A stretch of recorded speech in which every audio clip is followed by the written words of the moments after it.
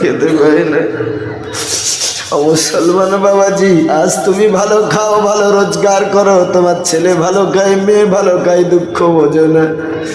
এই বাচ্চাদের মায়ের বড় হালাত,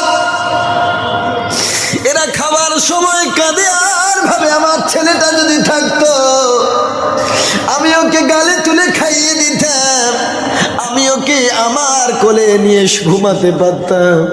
পাশের বাড়ির ছেলে মেয়েটা স্কুল থেকে এসে মা বলে ডাকে, আব্বু বলে ডাকে, বোনটা বড়, তখন বড় সান্ত্বনা পায়। মাদ্রাসার ছেলের বাপ মাটাই দৃশ্য দেখে হাউমাউ করে কাঁদে, আহারে আমার ছেলে মেয়েটাও যদি কাছে থাকতো, আমাকে মা বলে ডাকতো, আব্বা বলে ডাকতো, কলিজাটা ঠান্ডা হয়ে যেত। মুসলমান বাবাজি, যারা আজকে কোরআনের হাফেজ হয়েছে, আলেম হয়েছে গো, এদের মা বাবার জীবনী লক্ষ্য করে দেখো, প্রতিটা রাত আল্লাহর কাছে কাঁদে, হাউমাউ করে কাঁদে, আল্লাহ আমাদের কলিজার টুকরা সন্তানকে মাদ্রাসায় দিয়ে এসেছি, দেখতেও পাই না গো, আল্লাহ তুমি ওদের হেফাজত করো, আলেম বানিও।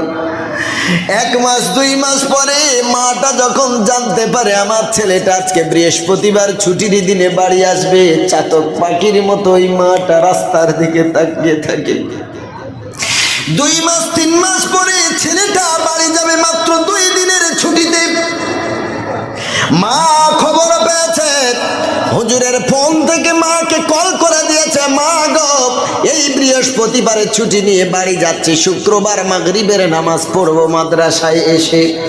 মুসলমান বাবাজি, মা এই সংবাদ পেয়ে ভালো মন্দ রান্না করে, অনেক আনন্দিত মা রাস্তার দিকে তাকিয়ে থাকে, আমার ছেলেটা কখন বাড়ি আসবে, আমার মেয়েটা কখন বাড়ি আসবে।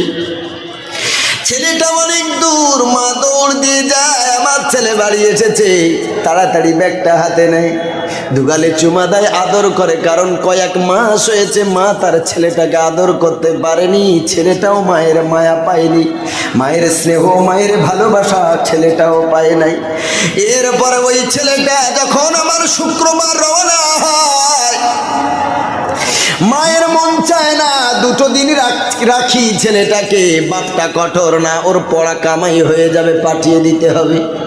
মা বলছে ছেলেটা 2 মাস পরে এসেছে, 2 দিন থাক না, তারপরে যাবে। বাপ বলে না, বাপ সামনাসামনি আদর করে না, মায়া করে না। এরপরে মায়ের অন্তর চায় না, তারপরেও স্বামীর কঠোরতার কারণে ছেলেটাকে বিদায় দেয়। মা মুখে এমন করে আঁচল চাপা দিয়ে হাই রোড মেন রোড